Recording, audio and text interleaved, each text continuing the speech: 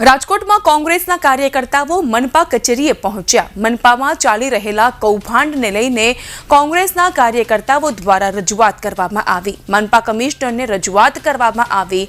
કૌભાંડ મુદ્દે કમિશનરને આવેદનપત્ર પણ પાઠવાયું। તદુપરાંત પીપીપી યોજનામાં જ્યાં લોકો મકાન દેવા નથી માંગતા ત્યાં કોર્પોરેશન નોટિસ મોકલે। એના માલિકીનું મકાન છે।